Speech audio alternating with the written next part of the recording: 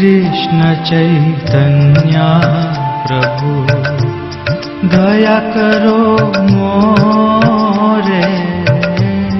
श्री कृष्ण चैतन्य प्रभु दया करो मोरे। तुम बिना के दयालु जगत संसारे। तुम बिना के दयालु जगत संसारे। पतित पावन हेतु तब अवतार। पतित पावन हेतु तब अवतार। मौसम पतित प्रभु न पाइबे मौसम पतित प्रभु न पाइबे।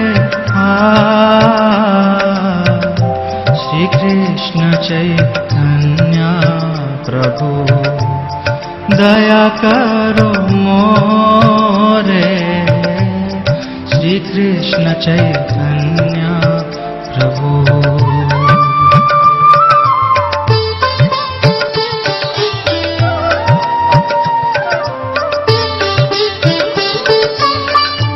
हा प्रभु नित्यानंद प्रेमानंद सुखी। हा प्रभु नित्यानंद प्रेमानंद सुखी। कृपावलोकन करो हमी बर दुखी। कृपावलोकन करो हमी बर दुखी। श्री कृष्ण चैतन्य प्रभु दया करो मोरे। श्री कृष्ण चैतन्य प्रभु।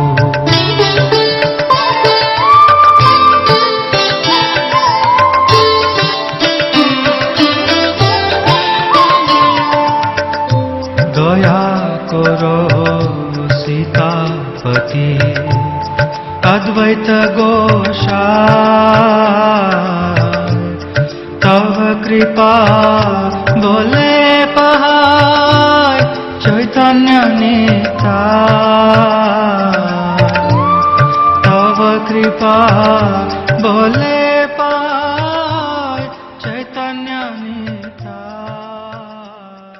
ओम अज्ञानतिमिरन्धस्य ज्ञानाञ्जनशलाकया चक्षुरुन्मिलितं येन तस्मै श्रीगुरवे नमः। नमः ओं विष्णुपदाय कृष्णप्रेष्ठाय भूतले श्रीमते भक्तिवेदान्त स्वामिनिति नामिने। नमस्ते सारस्वती देवं गौरवाणी प्रचारिणे निर्विशेषशून्यवादी पाश्चात्यदेशतारिणे। जय श्री कृष्ण चैतन्य प्रभु नित्यानंद श्री अद्वैत गदाधर श्रीवासदि गौर भक्त वृंद। हरे कृष्ण कृष्ण कृष्ण हरे हरे। हरे राम राम राम हरे हरे। हरे कृष्ण। यं हि न व्यदयन्त्येते पुरुषं पुरुषार्षभां समदुःख सुखं धीरं सोऽमृतत्वाय कल्पते। ఓ మానవ శ్రేష్ఠ అర్జున, సుఖదుఖములచే కలతనొందక ఆ రెండింటి యందును ధీరుడై నిలుచువాడు నిక్కముగా మోక్షమునకు అర్హుడై ఉన్నాడు. ఇక్కడ భగవంతుడు సుఖదుఖాలకు రెండిటికి కూడా కలత చెందనటువంటి వాడు మోక్షాన్ని సాధిస్తాడు అని చెప్పి ఒక శ్లోకంలో చెప్తూ ఉన్నారు. అంటే సుఖదుఖములు కలత చెందకుండా ఎవరు ఉండగలరు అంటే ఎవరైతే గుణాతీత స్థితిని పొందుతారో వారు మాత్రమే సుఖ దుఃఖాలకు కలత చెందకుండా ఉంటారు. ముందు కూడా మనం చర్చించాము. కనకదాసుల వారి గురువు గారు వ్యాసతీర్థుల వారు శిష్యులందరూ కూర్చొని ఉన్న సమయంలో ఒక్కొక్క శిష్యుని చూపించి ఆయన ఏమన్నారు అంటే, వీడు వైకుంఠానికి వెళ్తాడా అని అడిగారు కనకదాసుల వారిని. కనకదాసుల వారు ఏమన్నారు? వెళ్ళనన్నారు. మరి వీడు వెళ్తారా అన్నారు. వాడు వెళ్ళనన్నాడు. అందరు శిష్యుల్ని చూపించి వీడు వెళ్తాడా అంటే కనకదాసుల వారు చెప్పారు, ఎవరు వెళ్ళరు అన్నారు. గురువుగారు స్వయంగా ఏమంటున్నారంటే, నేను వెళ్తానా అన్నారు. మీరు కూడా వెళ్ళరు అన్నారు. అప్పుడు గురువుగారు అంటూ ఉన్నారు, మరి నీవు వెళ్తావా అని అడిగారు. అప్పుడు కనకదాసు కన్నడ భాషలో ఏమన్నారంటే, నాను హోగిదిరే హోగబోదు, నేను పోతే పోతాను అన్నారు. అంటే అక్కడ ఉన్నటువంటి శిష్యులందరికీ కూడా కోపం వచ్చింది. గురువుగారినే వైకుంఠానికి వెళ్ళనని చెప్పాడు, మరి వీడు వెళ్తాడంట. అప్పుడు వాళ్ళు ఆగ్రహించేటప్పుడు కనకదాసులు వారు ఏమన్నారంటే, అయ్యా నేను చెప్పిన మాటలు స్పష్టంగా అర్థం చేసుకోండి. నాను హోగిదిరే హోగబోదు, నేను పోతే పోతాను, నేను అన్న భావన నాలో పోతే పోతానన్నాను కానీ నేను పోతాననలేదు అన్న. అంటే నేను అనే భావన ఏంటి? అహంకారానికి అది నిదర్శనం. ఆ నేను అన్నటువంటి భావన పోయినప్పుడే మనం ఈ యొక్క ద్వంద్వ మోహాలకు కలత చెందకుండా మనం ఉంటాము, సుఖ దుఃఖాలకు కలత చెందకుండా మనం ఉంటాము. మరి ఈ సుఖ దుఃఖాలకు కలత చెందకుండా ఉండడానికి మనం ఆత్మస్థితిలో స్థిరులం కావాలా? నేను ఈ శరీరం కాదు అంటే అహంకారం నుంచి మనల్ని మనం విముక్తుని చేసుకోవాలి. ఎప్పుడైతే అహంకారం నుంచి మనల్ని మనం విముక్తులను చేసుకుంటామో అప్పుడే ఈ యొక్క సుఖ దుఃఖాలకు రెండిటికి కూడా కలత చెందకుండా ఉండేదానికి అవకాశం ఉంది. ఎంతకాలం మనం ఈ శరీరంతో మనల్ని పోల్చుకుంటూ ఉంటామో, అహం ఆకార, అహంకారం అంటే ఏంటి? అహం అంటే నేను, ఆకార అంటే ఈ శరీరం. అహం ఆకార, నేను ఈ శరీరం అన్నటువంటి పోలిక మనలో ఉన్నంత వరకు, శారీరక చైతన్యం ఉన్నంత వరకు కూడా మనం కలత చెందుతూనే ఉంటాము. నేను ఈ శరీరం కాదు. అందువల్ల ఆచార్యులందరూ ఏం చెప్తున్నారు? నేను నాది అన్న భావన పోవాలా. నా శరీరం అంటున్నాం కానీ నేనే శరీరం అని ఎవరు అంటున్నారయ్యా? ఎవరు అనట్లేదు. నా శరీరం అంటున్నారు. నా ఇల్లు అంటే ఇల్లు నేను కాదు, ఇంటిలో ఉంటున్నవాణ్ణి. నేను అన్నది శరీరానికి అతీతంగా ఉన్నాడు. ఆ నేను అన్నటువంటిది ఎవరు? ఆ యొక్క పరబ్రహ్మ స్వరూపుని యొక్క అంశ. మనం ఆత్మస్వరూపులం. ఈ సత్యాన్ని మనం అర్థం చేసుకోవాలి. ఈ శరీరం అన్నది అశాశ్వతమైనది, ఆత్మ శాశ్వతమైనటువంటిది అన్నటువంటి సత్యాన్ని మనం అర్థం చేసుకొని, నేను ఈ శరీరం కాదు, నేను ఆత్మను అన్నటువంటి సత్యాన్ని మనం అర్థం చేసుకోవాలి. ఈ జ్ఞానం ఎప్పుడైతే మనలో ఉంటుందో అప్పుడు ఈ యొక్క సుఖ దుఃఖాలకు కలత చెందకుండా ఉండేదానికి అవకాశం ఉందన్నమాట. సో అందువల్ల ప్రతినిత్యం కూడా ఆత్మ సంబంధమైనటువంటి, పరమాత్మ సంబంధమైనటువంటి తత్వాన్ని మనం చర్చించినప్పుడు, అందుకనే ఏమన్నారు? నష్టప్రాయేషు అభద్రేషు నిత్యం భాగవత సేవయాం. ఈ యొక్క మనిషి ఎన్నో అభద్రతలతో జీవితాన్ని గడుపుతూ ఉన్నాడు. అభద్రతలు, ఇన్సెక్యూరిటీస్. ఎప్పుడు ఏం జరుగుతుంది ఎవరికి తెలియదు అనమాట. నష్టప్రాయేషు అభద్రేషు నిత్యం భాగవత సేవయాం. ఎవరైతే నిత్యం భాగవతాన్ని సేవిస్తారో, భాగవతాన్ని సేవించమంటే భగవత్ తత్వాన్ని, ఆత్మతత్వాన్ని ప్రతినిత్యం కూడా ఎవరైతే చర్చిస్తారో వాళ్ళు అన్ని అభద్రతల నుంచి కూడా విముక్తులే. అభద్రత ఎప్పుడైతే తొలగిపోతుందో అప్పుడు సుఖ దుఃఖాలకు కలత చెందకుండా ఉంటాడు, అభద్రతల నుంచి విముక్తిని పొందుతాడు. సో అందువల్ల నిత్యం మనం ఈ యొక్క జ్ఞానాన్ని అర్థం చేసుకునేదానికి ప్రతినిత్యం కూడా. అయితే ఏంటి అంటే జ్ఞానం అన్నటువంటిది నిన్న విన్నాం, ఈరోజు మర్చిపోతాం. అందుకనే భగవంతుడి గీతలో చెప్తూ ఉన్నారు, మాయా అపహృత జ్ఞాన. మాయ జ్ఞానాన్ని అపహరించేస్తుంది అంటున్నారు. అందువల్ల మనం నిత్యం, ప్రతినిత్యం కూడా ఈ జ్ఞానం, ఆత్మతత్వం గురించి ప్రతినిత్యం ఈ యొక్క జ్ఞానాన్ని మనం వింటూ వింటూ వింటూ వింటూ ఉంటే ఒక రోజుకు వచ్చేసరికి ఆ జ్ఞానం 24 గంటలు కూడా స్థిరంగా ఉంటుంది. సో అందువల్ల ఈ యొక్క ఆత్మ యొక్క స్వరూపం ఏంటి, శరీరం యొక్క స్థితి ఏంటి, ఈ యొక్క బంధాలు అనుబంధాలు వీటి స్థితి ఏంటి అన్నటువంటిది ప్రతినిత్యం కూడా మనం చర్చించాల్సినటువంటి అవసరం ఉందన్నమాట. ఉదాహరణకి చరిత్రలో ఒక రాజుగారు ఉన్నారంట. ఆయనకి 4 భార్యలు. మొదటి భార్య అడిగిందంతా ఇచ్చాడు. రెండో భార్యని ఎక్కడికి వెళ్ళినా వెంట పెట్టుకుని వెళ్ళాడు. మూడో భార్యతోటి కష్ట సుఖాలు చెప్పుకున్నాడు. 4వ భార్యను జీవితంలో కన్నెత్తి కూడా చూడలేదు. ఒకరోజు ఆయనకు మృత్యు సమయం ఆసన్నమైంది. ఆ సమయంలో మొదటి భార్య దగ్గరికి వెళ్ళి అడిగాడు, నువ్వు అడిగిందంతా ఇచ్చాను కదా, నువ్వు నాతో వస్తావా అన్నాడు. మొదటి భార్య అనింది, ఇచ్చినంత వరకు తీసుకున్నంత వరకు, తర్వాత మీకు నాకు సంబంధం లేదు అనింది. మరి రెండవ భార్య దగ్గరికి వెళ్ళి ఎక్కడికి వెళ్తే అక్కడికి వెంట పెట్టుకుని వెళ్ళాను, మరి నువ్వు వస్తావా అన్నాడు. అప్పుడు రెండవ భార్య ఏమనింది అంటే, మీరు వెళ్ళిన తర్వాత నేను ఇంకొకరి వెనకాల వెళ్ళిపోతాను అనింది. మూడో భార్యతో సుఖదుఖాలు చెప్పుకునేవాడు. ఆడు మూడో భార్య దగ్గరికి వచ్చి, మరి సుఖదుఖాలు నీకు చెప్పుకున్నాను కదా, నువ్వన్నా వస్తావా అన్నాడు. అప్పుడు మూడో భార్య ఏమనింది అంటే, గోవిందా గోవిందా అంటూ వల్లకాడు దాకా వస్తాను, ఆ పైన రాను అని చెప్పింది. నాలుగో భార్యను జీవితంలో కన్నెత్తి కూడా చూడలేదు, ఏ ముఖం పెట్టుకుని అడుగుతాడు. నిరాశతో వెళ్ళిపోతూ ఉంటే నాలుగో భార్య స్వామి అని పిలిచింది. వెనక్కి తిరిగి చూశారు, నేను వస్తాను మీతోటి అని. ఆ నాలుగో భార్య ఏం చెప్తున్నారు అంటే, ఎవరు అని, పరమాత్మ స్వరూపుడు. ఆయన ఉన్నటువంటి విషయాన్ని కూడా మనం గుర్తించలేదు, కానీ ఆయన మాత్రం మనం ఎక్కడికి వెళ్తే అక్కడికి మన వెనకాల వస్తూ ఉన్నాడు. మూడో భార్య కష్ట సుఖాలు చెప్పుకునేవాడు, కానీ మీరు వెళ్ళిన తర్వాత గోవిందా గోవిందా అంటూ వల్లకాడు దాకా వస్తాను, ఆ పైన రాను అనింది. ఆ మూడో భార్య ఎవరు అంటే, స్నేహితులు, బంధువులు. మనకు దుఃఖమైన సుఖమైన వాళ్ళకి చెప్తాం, కానీ వాళ్ళు ఎక్కడి దాకా వస్తారు, వల్లకాడు దాకా వస్తారు, ఆ పైన రారు. స్నేహితులు, బంధువులు, మూడో భార్య. రెండవ భార్య ఎక్కడికి వెళ్తే అక్కడికి వెంట పెట్టుకుని వెళ్ళాడు, కానీ ఆ రెండవ భార్య మీరు వెళ్ళిన తర్వాత ఇంకొకరు వెనకాల వెళ్ళిపోతాను అనింది. మరి అదెవరు అంటే, మన పేరు ప్రతిష్ట. మనం ఎక్కడికి వెళ్తే అక్కడికి పలానా మంత్రి గారు వచ్చారు, పలానా పారిశ్రామికవేత్త వచ్చారు, పలానా ఆయన గాయకుడు వచ్చాడు, మన యొక్క టైటిల్స్ వెనకాల పెట్టుకుని వెళ్తూ ఉంటాం. కానీ మనం పోయిన తర్వాత ఎంతో మంది ప్రధానమంత్రులు పోయారు, ఆ టైటిల్ వాళ్ళ వెనకాల ఏం పోలేదు, ఇంకొకరు వెనకాల వెళ్ళిపోయింది. అది రెండవ భార్య. రెండవ భార్య ఏం చెప్పింది, మీరు వెళ్ళిన తర్వాత నేను ఇంకొకరు వెనకాల వెళ్ళిపోతాను అనింది రెండవ భార్య. అంటే మన పేరు ప్రతిష్ట ఇవి మనం పోయిన తర్వాత అవి ఇంకొకరు వెనకాల వెళ్ళిపోతాయి, మన వెనకాల రావు. మరి మొదటి భార్య కోరిందంతా ఇచ్చాడు, కానీ మీతో నేను రాను, ఇచ్చినంత వరకు తీసుకున్నంత వరకు, పోయిన తర్వాత మీకు నాకు సంబంధం లేదు అని. అంటే ఆ మొదటి భార్య ఎవరు, మన శరీరం. శరీరం ఏం కోరుకుంటే అది ఇస్తాం, కానీ ఆ శరీరం కూడా మనతో రాదు. ఇంతకు ముందు రోజుల్లో ఏంటి అంటే, ఇటువంటి తత్వం ప్రతినిత్యం కూడా చర్చించడం ద్వారా వాళ్ళు ఈ యొక్క అజ్ఞానం అన్నటువంటి మరపు, మాయ అన్నటువంటిది మన జ్ఞానాన్ని అపహరించిన ప్రతినిత్యం చర్చించడం ద్వారా వాళ్ళు మరలా తిరిగి ట్రాక్లోకి వచ్చేవాళ్ళు. తిరిగి ఈ యొక్క జ్ఞానం, అరే అవును, ఎందువల్లంటే మాయ మన జ్ఞానాన్ని అపహరిస్తూ ఉంటుంటే మళ్ళా మోహానికి గురి అవుతూ ఉంటాం, రాగద్వేషాలకు లోబడుతూ ఉంటాం. ఈ జ్ఞానం రిపీటెడ్గా తిరిగి తిరిగి మనం వినడం ద్వారా ట్రాక్ తప్పేవాళ్ళు మళ్ళీ తిరిగి ట్రాక్లోకి వచ్చేదానికి అవకాశం ఉంది.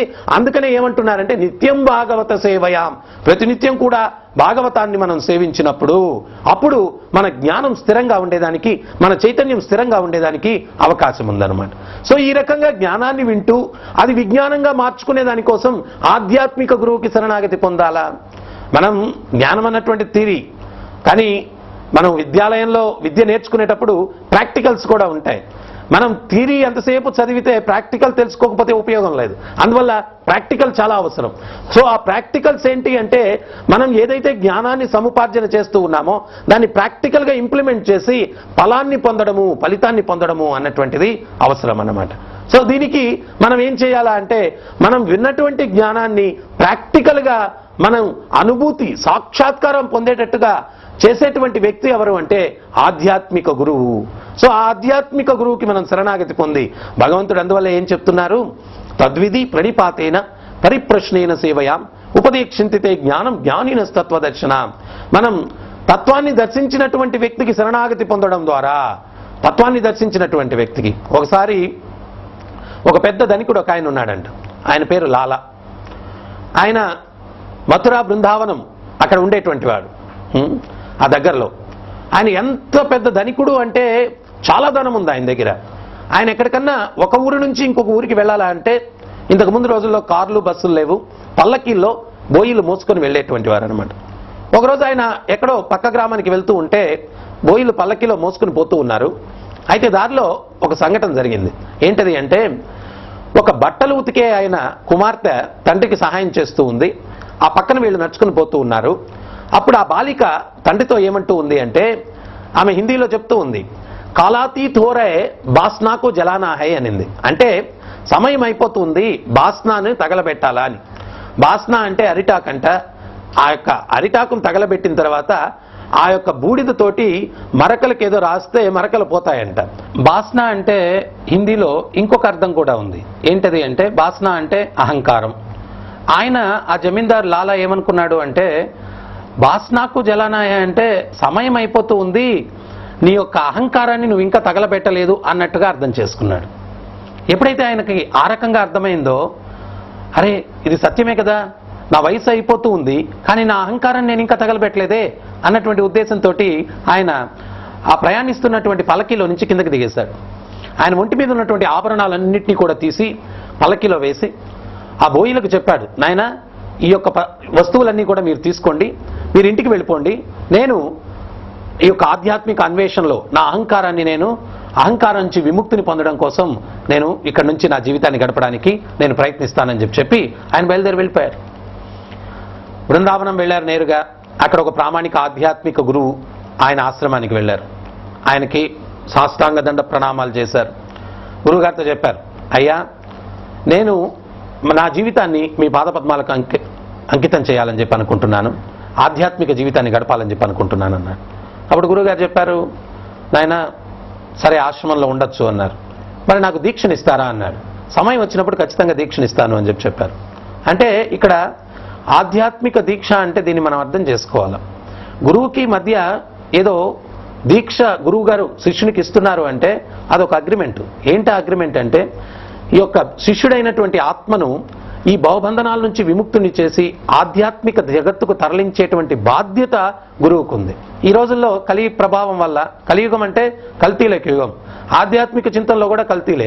కారణం ఏంటి అంటే గురువు శిష్యుని బంధం అదేదో ఫ్యాషన్ అనుకుంటారు. నాకు కూడా గురువు గారు ఉన్నారు, కానీ గురువు శిష్యుని యొక్క బంధం ఏంటి అంటే శిష్యుణ్ణి భవసాగరం నుంచి విముక్తిని పరిచి ఆధ్యాత్మిక జగత్తుకు తరలించేటువంటి బాధ్యత గురువు గారిది అనమాట. అదేదో కేవలం ఒక ఫ్యాషన్ కాదు, ఒక సెంటిమెంట్ కాదు, అది గురువు యొక్క బాధ్యత. అందుకనే మనం చూడొచ్చు, బిల్వమంగళ ఠాకూర్ ఆయన పూర్వాశ్రమంలో వేశ్యాలోలుడు. ఆయన ఆ వేశ్యతో ఎంత సంబంధం ఉంది అంటే ఆమె లేకుండా జీవించలేకపోయేవాడు అనమాట. ఒకరోజు ఒక పెద్ద పెను తుఫాను, ఎక్కడ చూసినా జలమయం, శవాలు నీళ్ళలో కొట్టుకుని పోతూ ఉన్నాయి. ఆయన ఆ సమయంలో కూడా వేశ్యను కలవడానికి వెళ్ళాడు. నదిని దాటాలా, ఆమె ఇంటికి వెళ్ళాలంటే నదిని దాటడానికి ఒక సాధనం మీద ఎక్కి కూర్చొని దాటాడు. అది తెప్పనుకొని దాటాడు. దాటిన తర్వాత చూస్తే శవం.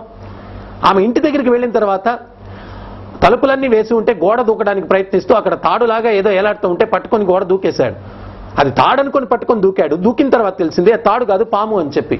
అందుకనే చెప్తారు కామానికి కళ్ళు లేవు అని చెప్తారు. ఎవరైతే ఈ కామానికి లోబడి ఉన్నాడో వాడు నేనేం చేస్తున్నాను, ఆ కామం అన్నటువంటిది అతని యొక్క దృష్టిని కప్పేస్తుంది. అంటే విచక్షణ జ్ఞానమతలలో లోపించేటట్టుగా చేస్తుంది.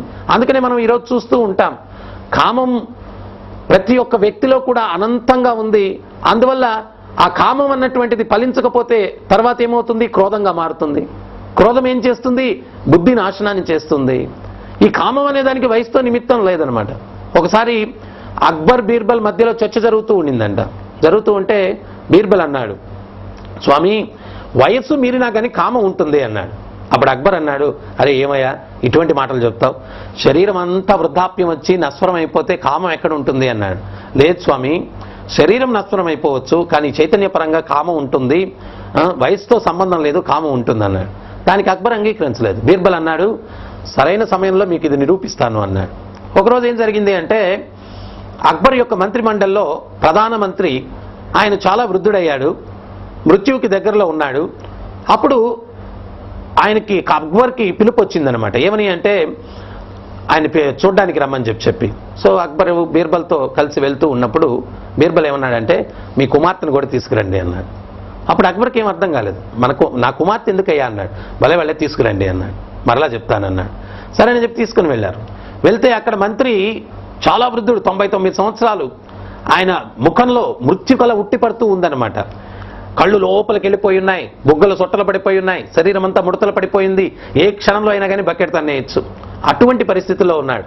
అప్పుడు అక్బర్ వెళ్ళి పరామర్శించడానికి పక్కన నిలబడ్డాడు. అక్బర్ని చూసినప్పుడు చాలా దీనంగా ముఖం పెట్టాడు. తర్వాత కొంచెం కళ్ళు తిప్పాడు. బీర్బల్ ఉన్నాడు. బీర్బల్ని చూసిన తర్వాత కూడా కొంచెం దీనంగా ముఖం పెట్టాడు. తర్వాత కొంచెం తల తిప్పేసరికి పక్కన అందమైనటువంటి అక్బర్ కుమార్తె ఉంది. ఆమె యొక్క అందాన్ని చూసిన ఈ వృద్ధుడు చావడానికి సిద్ధంగా ఉన్నాడు. కళ్ళల్లో ఎక్కడ లేని తేజస్సు వచ్చేసింది. చాలా బ్రైట్గా ఈ అంటూ పళ్ళు తెరవడం మొదలుపెట్టాడు. అప్పుడు బీర్బల్ అక్బర్ని పక్క గీరుతూ చెప్పాడు, చూడండి వాడి ముఖంలో అన్నాడు. అప్పుడు ఆ మంత్రి ముఖం తేజోవంతంగా వెలిగిపోతూ ఉంది. అప్పుడు చెప్పాడు, కామానికి వయస్సుతో నిమిత్తం లేదు, ఆధ్యాత్మిక చింతన ద్వారా మనసును పవిత్రం చేసుకుంటే కామం తొలగుతుందేమో కానీ సాధన లేకపోతే కామం అట్లాగే ఉంటుంది అని చెప్పి ప్రాక్టికల్గా నిదర్శనంగా అక్బర్కి చూపించాడు బీర్బల్. సో అందువల్ల ఈరోజు మనం చూసేటువంటి కాలక్షేపాలు, వినేటువంటిది, చదివేటువంటివి కామ సంబంధమైనది ఎక్కువగా ఉండడం వల్ల వ్యక్తుల్లో కామం ఎక్కువగా ఉంది. కామం అంటే కోరిక, అది ఏదైనా అయి ఉండొచ్చు. ఆ కామం ఏమవుతుంది అంటే ఫలించని పక్షంలో క్రోధంగా మారుతుంది. ఆ క్రోధం క్రోధం వల్ల బుద్ధినాశ, డిస్క్రిమినేషన్ అంటే విచక్షణ జ్ఞానం లోపిస్తుంది. ఈరోజు మానవ సమాజం మనం చూస్తూ ఉన్నాం. ఎంతమంది విచక్షణ జ్ఞానం కలిగి వ్యవహరిస్తున్నారు? చాలామంది విచ్చలవిడి, నేను ఇది చెయ్యొచ్చా చేయకూడదా అన్నటువంటిది లేదు. సమాజం అంతా కూడా తాగుడు, వ్యభిచారం, జూదం, మద్యం, అక్రమ సంబంధాలు రోజు రోజుకి పెరిగిపోతూ ఉన్నాయి. తర్వాత మానవ సమాజాన్ని ఇది మానవ సమాజం అని చెప్పుకునేదానికి విధి లేనటువంటి నీచమైనటువంటి స్థితిలో మనం దిగజారుస్తూ ఉన్నాం అన్నమాట. వీటన్నిటికీ కారణం ఏంటి అంటే ఈ యొక్క మనసు, ఇంద్రియాలు అన్నటువంటివి అదుపులో లేవు మనిషికి. ఇది ముఖ్యమైనటువంటి కారణం. సో అందువల్ల మనం ఆ యొక్క మానవ సమాజంలో ఉన్నటువంటి ఆ యొక్క కామపూరిత భావనలను తొలగించడానికి ప్రయత్నం చేయాలి. ఈ బిల్వమంగళ ఠాకూర్ ఆయన అది గోడ మీద పాము వేలాడుతూ ఉంటే అది తాడనుకొని పట్టుకొని దూకాడు. దూకిన తర్వాత చూస్తే అది పాము అనమాట. చివరికి ఏదో గొప్పది సాధించానన్నటువంటి ఉద్దేశంతో పోయి అక్కడ వేశ్య ముందు నిలబడ్డాడు అనమాట. అప్పుడు ఆ వేశ్య అనింది, ఇటువంటి దుర్భర పరిస్థితుల్లో ఎందుకు వచ్చారు అని.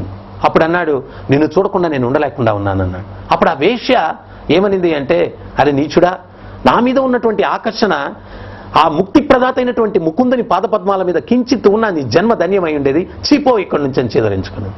అప్పుడు అక్కడి నుంచి బయటపడి వెళ్తూ ఉన్నాడు అనమాట. ఆయనలో పరివర్తన కలిగింది, మార్పు కలిగింది. ఆ దారిలో పోతూ ఉంటే మళ్ళీ ఒక అందమైన స్త్రీ కనిపించిందంట. ఆమె వెనకాల అనుసరిస్తూ వెళ్ళాడు. ఆ అందమైన స్త్రీ వెనకాల అనుసరిస్తూ వెళ్ళి ఆమె ఒక ఇంట్లోకి వెళ్తే ఆ యజమాని అడిగాడు, ఎవరు ఈమె అన్నాడు. నా కుమార్తె అన్నాడు. ఆమెతో ఏదో మాట్లాడాలి నేను అన్నాడు. ఆ మహాత్ముడు ఎవరో మాట్లాడు బాబు అన్నాడు. ఆమె దగ్గరికి వెళ్ళిన తర్వాత మరలా ఈ వేశ్య చెప్పిన మాటలు జ్ఞప్తికి వచ్చాయి. అప్పుడు ఆ స్త్రీ తలకున్నటువంటి పక్క పిన్నులు రెండు తీసుకొని, ఈ కామపూరితమైనటువంటి నేత్రాలు నాకు ఉండడం వల్ల ప్రతి ఒక్క స్త్రీ పరాయి స్త్రీని తల్లి అన్న భావనతో చూడాల్సినటువంటి నేను ప్రతి ఒక్క స్త్రీని కూడా కామానికి వస్తువు అన్నటువంటి భావనతో, తుచ్చమైన భావనతో నేను చూస్తూ ఉన్నాను అని చెప్పి ఆ యొక్క పక్క పిన్నులు రెండు తీసుకొని కళ్ళు రెండు పొడి చేసుకుంటాడు బిల్వమంగళ ఠాకూర్. తర్వాత కృష్ణ కథామృతం అన్నటువంటి గొప్ప కావ్యాన్ని రాసినటువంటి వ్యక్తి అయ్యాడు. నిజానికి ఆయన రాయలేదు, భగవంతుడు రాశాడని చెప్తూ ఉంటే అందుడు కాబట్టి. సో ఈ రకంగా ఆ వేశ్య ఎవరైతే బిల్వమంగళ ఠాకూర్కి కనువిప్పుని కలిగించారో ఆ వేశ్య ఎవరు అంటే పూర్వాశ్రమంలో ఈయన యొక్క ఆధ్యాత్మిక గురువు అంట. ఆ యొక్క జన్మలో ఇతన్ని విముక్తుణ్ణి కావింపలేని దానివల్ల ఈ జన్మలో వేశ్య జన్మలో ఎత్తి, గురువు వేశ్య జన్మనెత్తి ఇతనిలో కనువిప్పును కలిగించాడు అని చెప్పి చరిత్ర చెప్తుందన్నమాట. అంటే గురువు శిష్యుని యొక్క బంధం అంత బలమైనటువంటిది. శిష్యుడు దీక్ష తీసుకుంటున్నాడంటే అదేదో ఫ్యాషన్ కాదు. అతన్ని ఈ భవసాగరం నుంచి జన్మ, మృత్యు, జరా, వ్యాధి, దుఃఖ దోషాను దర్శనం, ఈ దుఃఖాలతో నిండినటువంటి ఈ ప్రపంచం నుంచి విముక్తిని కలిగించి ఆధ్యాత్మిక జగత్తు వైకుంఠానికి పంపించేటువంటి బాధ్యత తీసుకోవడాన్ని దీక్ష అని చెప్పంటారు. గురువు దగ్గర నుంచి శిష్యుడు దీక్ష తీసుకున్నప్పుడు గురువు ఆ శిష్యుని యొక్క పూర్ణ బాధ్యతను తీసుకుంటున్నాడు. నిన్ను ఈ యొక్క సంసారం నుంచి, సంసారం అంటే జన్మ, మృత్యువు, ముసలితనం, వ్యాధి, తిరిగి తిరిగి ఈ యొక్క దుఃఖాలను పొందేటువంటి దాన్ని సంసార చక్రం అంటారు. ఈ సంసార చక్రం నుంచి మిమ్మల్ని విముక్తిని పరిచేటువంటి బాధ్యత నేను అన్నటువంటిదే దీక్షా కార్యక్రమం అన్నటువంటిది. సో ఈ లాలా చాలా ధనికుడు. గురువుగారిని అడిగారు, నాకు దీక్ష ఇమ్మని చెప్పి. అప్పుడు గురువుగారు ఏం చెప్పారు అంటే, సమయం వచ్చినప్పుడు దీక్షిస్తాను అన్నారు. సరేనని చెప్పి వెళ్ళిపోయారు. 1 సంవత్సరం గడిచిపోయింది, 2 సంవత్సరాలు గడిచిపోయాయి, 3 సంవత్సరాలు గడిచింది, 4 సంవత్సరాలు గడిచింది. కానీ గురువు గారు దీక్ష ఇవ్వట్లేదు.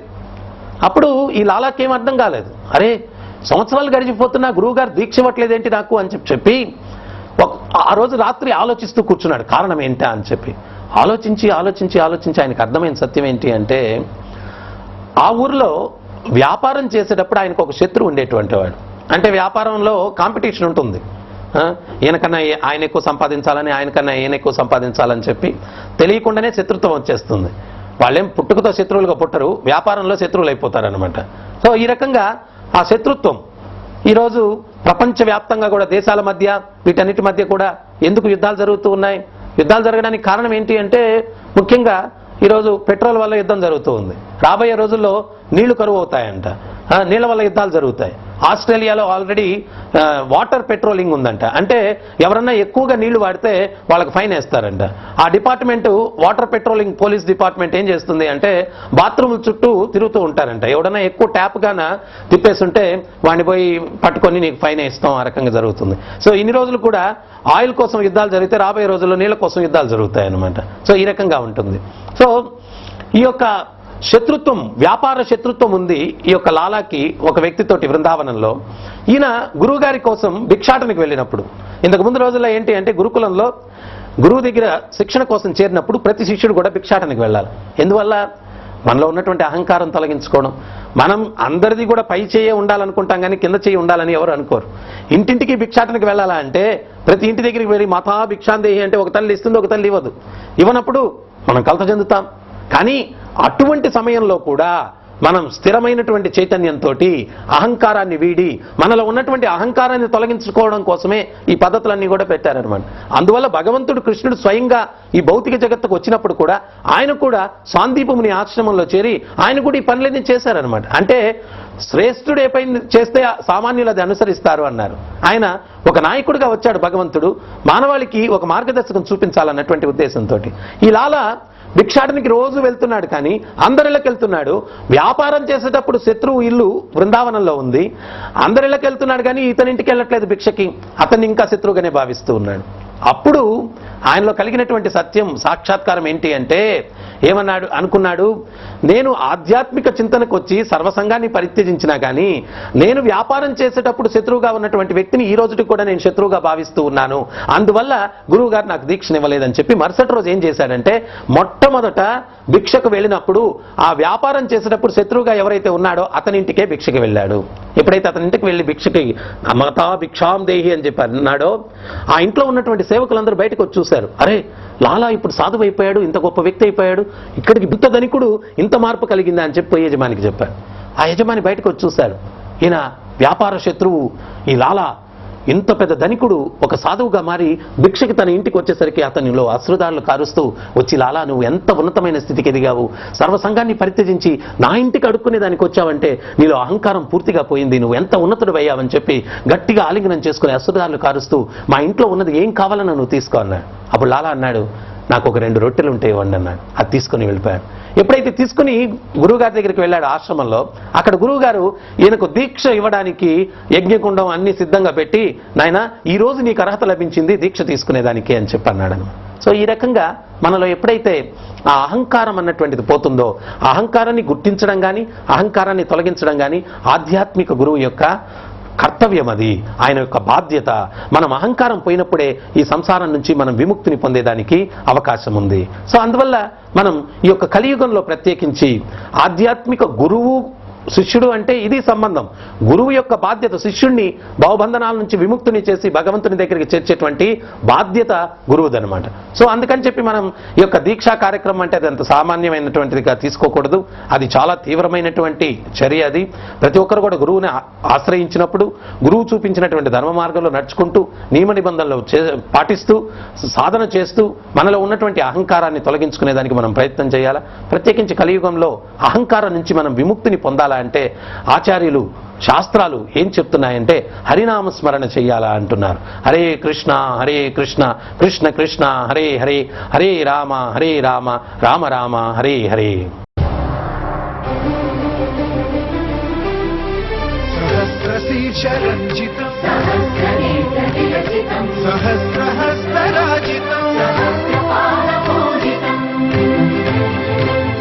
సహస్రవిధ విభాసితం సహస్రవర్ణ సంశ్రితం సహస్రరూపదీపితం సహస్రనామ సరళితం సమస్త సద్గుణోన్నతం సమస్త దేవతాకృతం సమస్త శక్తి మండితం